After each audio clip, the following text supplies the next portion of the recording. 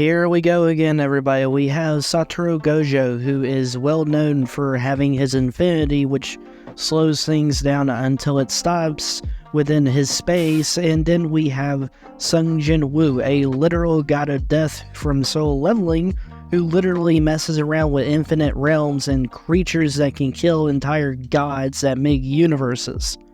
Seriously, when Gojo fans realized they can't box the Goku fans, they waited until this shit came out, and then they ran around with 40 Gojo and planetary Sun Jin Woo. After my Sasuke vs Jinwoo video flopped so fucking bad, I decided to make this video here. Starting off with Satoru Gojo, let's be really fucking honest here. Half this time, this guy is not boxing with any of the people he is put up against. Seriously, we have Goku wielding the power to blow away universes, Saitama sneezing away Jupiter, and Naruto punching dudes who can create fucking stars. At best, Gojo scales above characters who can suppress a black hole which was going to destroy the entire planet. So yeah, to say he scales above Sun Jin Woo, whose strength or attack potency scales to characters like the Absolute Being who created universes, is really fucking iffy, so let's not get into that. The same thing could also be said about speed, but I want to talk about that later. Right now, let's talk about Gojo's special ability, which is what leads people to normally think he out-hacks literally fucking everyone. This ability is a part of his limitless technique and is known as Infinity. It is able to manipulate the space around him to slow projectiles down or possibly even speed them up. Now, I want to go into some more detail about this technique, as even I have made mistakes scaling this in the past.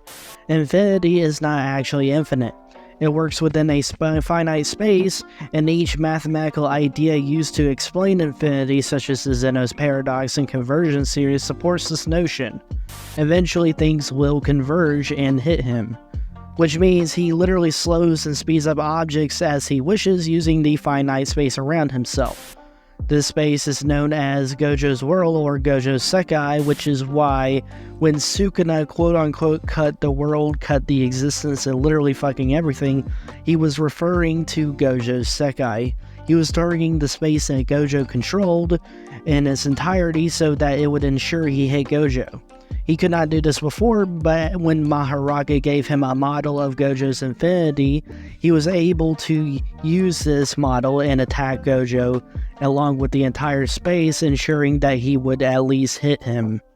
This is especially important when considering the fact that Gojo is always calculating the speed and distance of every attack to make sure he can actually stop it. This is mainly shown when he explains how his Infinity works, and when he hurts himself with his own purple attack. Gojo in his explanation literally says that Infinity is bound by his own perception, and it also has an automatic targeting system where he calculates the attack yada yada based off his curse energy, speed, mass, and shape. This basically means if you are fast enough, you can bypass his Infinity before Gojo is able to slow you down, as is all based on his perception. This could also mean that attacks, for example, consume a countrywide range. They can't be stopped by Gojo, as there is literally nothing he can do before convergence. And Hollow Purple is the example of what happens when he fucks up his calculation, as he wasn't able to do the math correctly. And when he doesn't do the math correctly, then it will converge and hit him. His brain is only limited to what he can perceive. Now, to give Jujutsu Kaisen haters a fighting chance, I'll go ahead and say that you can take the Mach 3 statement seriously if you really want to, and cap every low tier of the verse. Now let's get serious and mention the fact that no god tier, like Gojo and Sukuna, would ever be limited by this exact statement, and is arguably inconsistent seeing how we have characters like Hikari reacting to lightning, we have Toji reacting to lightning, and we have Kashimo being comparable to electromagnetic waves, and a severely weakened Sukuna was able to dodge this. Sukuna at the time had just gotten fucked up by the same men we're talking about today. Whether you think this makes him faster relative to the speed Kashimo was going at, it does not matter, as a fully healed Sukuna should be fucking faster in this. Which means that Gojo, who is on par with him, if not possibly faster, would be faster in light pretty easily. And to mention another possible meta, which I'm not really a big fan of, we can bring up how there was no time within the prison realm, and this could grant a type of inaccessible speed, or it could just be time stop resistance. Normally when looking at this, power scalers need substantial evidence to even imply inaccessible speed. Now before I go into what Sun Jin Woo can or cannot do about Gojo's infinity, I want to give some insight on his actual scaling. Because, you know, the last video I made about Sun Jin Woo flopped so fucking bad, I want people to see how underrated he is and debunk the fact that people actually believe this man is fucking planetary for God knows what reason. Sun Jin Woo is a death god who scales above his fellow monarchs, who scale to the rulers who killed the Absolute Being. Now, the Absolute Being is a literal god who created the entire cosmology, which includes other universes in an infinite realm of death. Not to mention, Sun Jin Woo can summon 1,000,000 shadow creatures who can combat these monarchs and have unlimited stamina and regeneration speed as long as he himself has mana. Now that we got all that out of the way, let's talk about what Sun Jin Woo can do about Gojo's infinity. We know when he was fighting the monarchs that he showed planetary range and power, which means he can potentially attack all the space within Gojo's Sekai and kill him in a single shot. We also know that he's way faster than Gojo, because if he has 5D existence, he has immeasurable speed. And if he has immeasurable speed, then he is way faster than anything Gojo could possibly hope to slow down, which is infinity.